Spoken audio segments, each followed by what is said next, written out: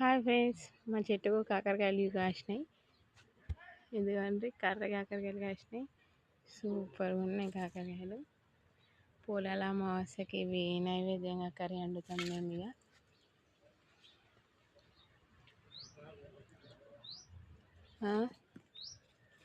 ఏమైందమ్మా? రాజు ఏడున్నాడు?